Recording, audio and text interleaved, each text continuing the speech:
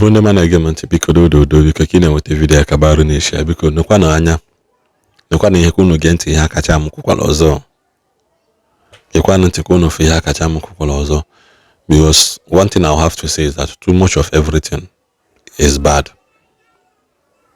Too much of everything is bad. On one hand, make that you lose your hope in church. You can only lose your hope in people, not in church. But all this unwarranted attack to the church and to the body of Christ is not called for it. Because lose your faith in people, not in the church. This pattern in Akachaam Osoro. So in this video, got one. Etuzo mụ na afa nke onye chiri nya zelu ife njisi na Akachaam ka nke ahụ part 2 ka nke mbaka ahụ part 1 ka cheta wee tiwe so it will be easy for who needs to share a particular message with others ka wee mara nke ọ na-achọ ya this ndị kacha part 2 na mbụ ọ dị nka ya sị na ịma ndị Muslims na-abụ halu na mosque feyisia their footwear at the entrance of the mosque wee banyezie mana anyị nwebụ ndị Christian ọ dịpụ nke na anyị lụpazie n'ọnụ ụzọ unyi ụka anyị ebupụta ụbụrụ anyị dee na nkọ etu a ndị Muslims si eyipụsị their footwear I will be to Bulai, I do an anchor. I will buy the with Okolisi.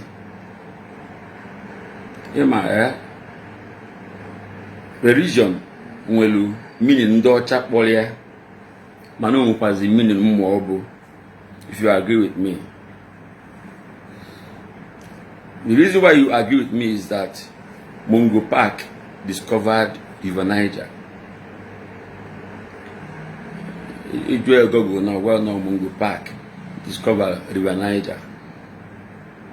Onyoshi, Osi Scotland by Ugbo Pepe, we don't know low na River Niger, where Malazia and Mili de Bafo. Ndo Balonede Baha Kazo, before more great grandfather of Mungo Park. Ndo Balonede Kazo Bafo. Ndo Chaneja Swapa. Ndị Asaba na-eji agha ahụ Olumo or whatever. Hamod no river until Mungo Park bịarute. So even the way we find an example, kunu wee malụ na ndị ọcha ife ha chọrọ ka ya malụ ka ha na-ewepụta. But most of the things ha man ha na-eshi akọ with ndị isi ojii, most of them na-enwe undertone.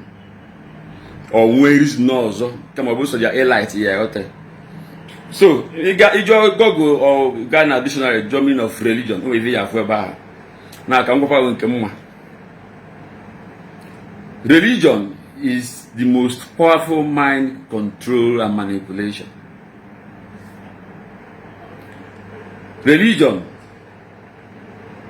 is the practice of using nonsense to explain ignorance. Religion is a beautiful stuff made to keep common men, common people quiet. Religion is for divide and rule. Religion is used to galvanize or mobilize people for political, purposes. I've said it before now. Onye ọbụla bụ chief shepherd, like a bishop. Onye nche atụrụ kwesịrị ide esi ka atụrụ ya. Mgbe eji chọpụta ya na-ekwu eziokwu na Benson and Hedges. Ka ọ bịara Nnewi, enwere nnukwu bishop's house. So contribute to self. Lupo contract ne mbaro chalia bishop na bonocha agano full church facility, maybe like a seminary or retreat center, monastery or something. Eje ba bishop go portable duplex. Ebo ye busy. mana B and H bịa Nnewi.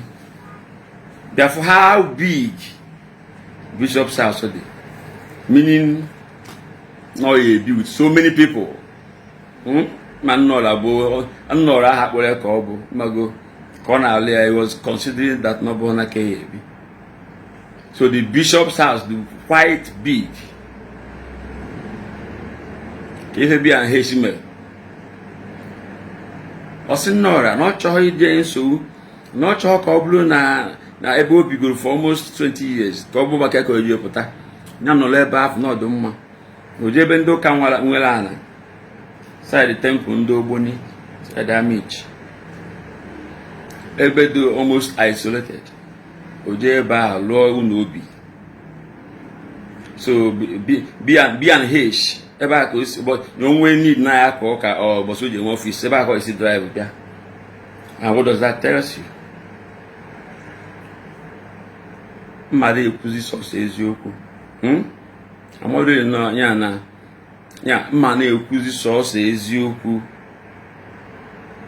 Ọka mma. Ebe ọ na mmadụ kwu eziokwu, ọ ya anwụ. Ọ bụ na ikwu eziokwu, ya anwụkwa. Na akụkọ mmadụ na nwụ n'ihu agha karịa ịnwụ nya karịa ka vegetable mazem. So if one na-ekwu, ọ ya dị eru most people eru. Mana onye ọ na-afụfụ nyafụ kapị anya.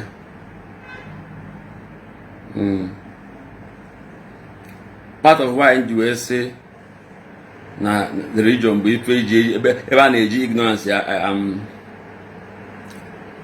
defend nonsense. Imagine a perfect God creating imperfect humans so that he can punish them for their imperfection. How could that be? Imagine, okay, other than if when you isi I want to ask questions. In fact, if trumpet sounds now and Jesus I'll start with questions. Even before you don't do that now. I mean, how could that be? You and I, you were 4 rooms and parlor in your house. Then you chose him to travel. We were traveling in a meeting with CCTV that we do mic and speaker. You chose him to travel. You were movie, na room bobo and chinchin. Room ni never gaily. Room kozo. Eba eje egwu. Ma room nka. Ha bukona na ha bakona na ha mepe ha na agwo ya enyufa. Ka go nwa eziokwu. Before a drive out of your compound, because some of these rooms now, according to the story now, Garden of Eden, these rooms now, once you open it, you just parents not here, only even get very stubborn or be very aggressive. They have to mind a change before. Because I am not fighting religion or Christendom.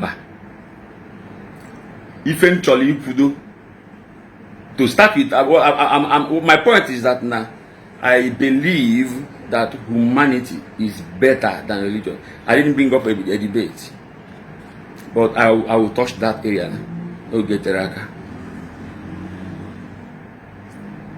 My point. I'm not fighting God. I'm not fighting religion. I'm not fighting any more going forward. But then, if you talk, I'm the videos you have ayo. It's one the Muslims see that Abu Kufa will have a mosque.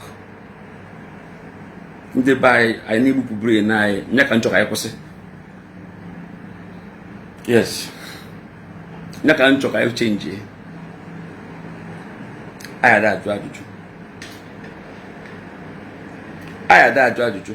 For example, ọ bụ na Jizọs beketa na PK da nwunye ya ka ọ sị m jụọ ajụọ nya nọ maka na agwọ jere if wee jeta mkpụrụ isi ọgwụ afọ ata na mkpụrụ isi ọka ya gbanwefu n'ọdụ ebe ahụ in the first place because nna nwe skuulu ada na ifu jeri ọkwa ha nwoke mụrụ nwaanyị mbụ.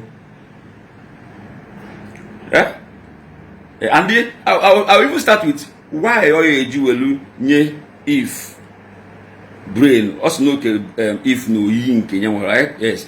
Why eji nyezi agwọ brain to be able to deceive if mana onye onwu if onye oke no yi nke brain to resist the deceit.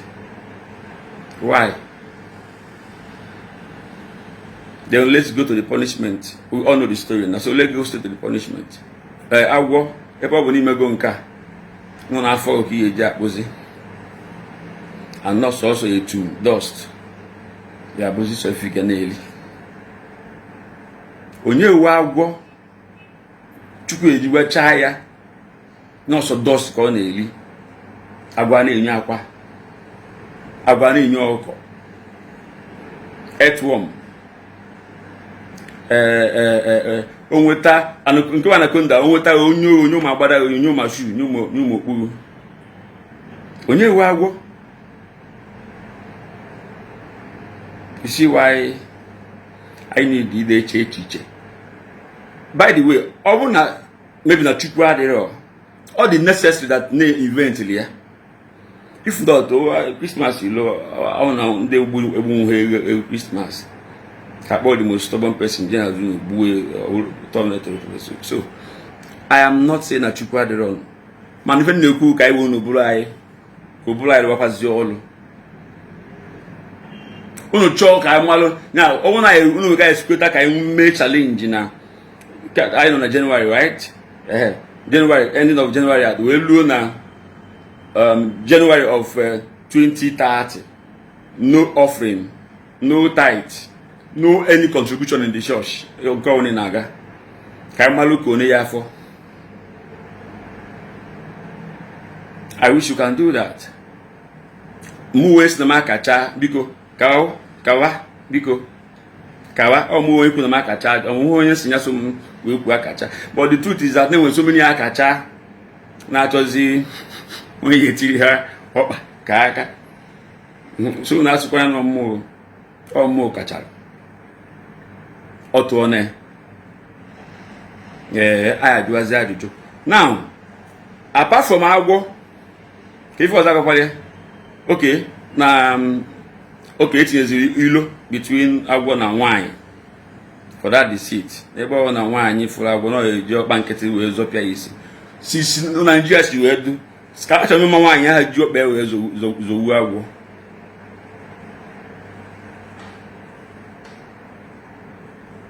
Ono onye yenweta evidence ya ifu na aka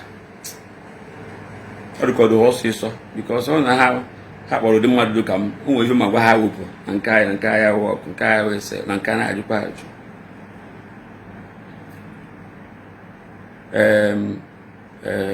Then nwanyị punishment nke na ọ chọ ha na ịmụ nwa bụ na ya achọ ịmụ nwa na ọsụsọ mmee ya na ọ ya na-ebe ezigbo akwa ọ ya na ife mgbu before ọmụmụ nwa.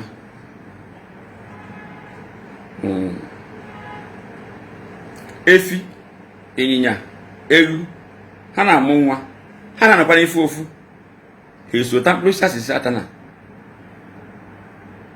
By the way, a sịrị na agwọ na ọ ejizi afọ ewere aga onwe ka ọ na-agwọ bụ ka kangaroo, right? Yeah.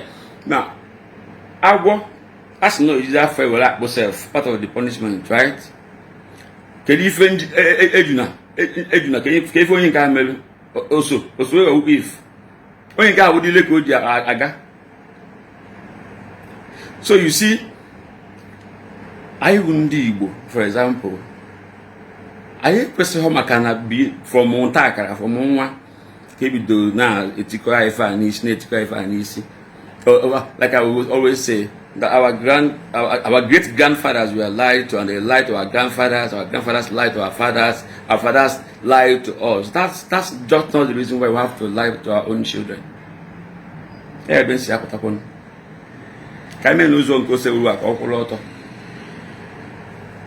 Oh, makana onwere ebe eji code na ndị otu welu na sky. Onye kpatara that now we don't even keep our environment clean. Onwala ahụ kana onwe ba na-eje ndocha na-edozi isi befa. O makana onwe ba na-eje na I have a sister-in-law, one of the hardest thing you men who we realize as maybe baby come for the compound. Man, or he miss money in mass. What do you call that? So, bikonu ekuna Akachaam and all makana I must be fan aka. The idea of anonymous like we say cathedral, not just any other VIP function. Nimu nyuka. Ndo ogbenye nwoko ha bịara n'oge. Onwe oche ha bịa from middle back and then outside overflow. One senator, one minister, one former whatever can emeshe you na be. Again na ihu oche or second or third row master ebe o ya no. It shouldn't continue. Unyuka kwesịrị iwu ebe common man we hope. And not just exactly the same way you make one government, government officials and the politicians. Sure. And that money find it's not even a tamada anyalo. So part of this cinema Akachaam. If each time na food if I only way, I mean how many years can man over that I will be going to be seeing stuff like this? When we call it look at us in a can. Or yeah, ndị ụka niile ekwekọtaje ka ụdị fa ka ọ kwụsị kiri ife a eji nwe tinyelu ime gị na ọdịli agwa ụpọ na gọvanọ ka na-awụ ahụ n'ọnya ya nọ na ya n'ụlọ chukwu unu chukwu anyị eme na-eru eluigwe ebe nsi abịakwunu. And also na ife anyị na-emezi na nwebe a na-eje onye kpatara na ụmụaka na-achụ arọ na maybe every 31st of December fatinye taya gbaa ya ọkụ na third road onwe onye na-eote agwa ha n'ebe a ka ilu anyị ebido wee mebibe na ọgbacha ọkụ mee otu ebe a from there ebe a ilu a gọọmenti tara afụ wee lụ ebe a kwa ebido wee mebiwe mebezie gaba ife anyị nwa bụ ndị parents or guidance ejiho ada agwa ụmụaka ụdị ife afọ and then ada achụ ahụ 31st of December probably because o nwebe anyị na-adị ebe ka mma. So maka ndị na-asị na m fightili mbaka ọmụkọ na-agwa onye ego the video ọfụma because Akachaam like he said onye kwuru ife n'okwutekwa n'onwe trouble before he now said onye nke na-efuzi na-ekwesịrị iji ego eji wee lụ ife wee lụ factory all two people call address now ọ bụrụ onye aghọtaghị ife ocheke enyi ọfụma. So ọ dị possible ọ nọ n'enta nwee efe na bịa na-ekwu reason ji wee kacha and part of that reason bụ ife anụ mee ka nkọwatụrụ anyị tata ọnwụ na nwe nkụzi ka m bịa akụzi tata ihe m chọrọ ịyọ anyị bụ ịbara n'ime ụlọ ụka edozi na ụbọlọgo n'ọnụ ụzọ etu ndị ụzọ si dị footwears n'ọnụ ụzọ were ụbọlọgo baa in the middle of okwuchukwu onye aka enu na onwe efe ekwulu adịghị ka eziokwu ka ọ adịghị possible anyị mekatakwa ọmarakwa ahụ ife nchọ ka m bịa yọọ anyị. I'm not fighting God. I believe in God. I'm not fighting any religion, but I'm fighting for our brains to be restored. Now, brain factory reset. Because the strong eats the weak. That's why the known leads the unknown. ụfọdụ mma, because na ncha ihu Chukwu, you are equal regardless. Bye bye.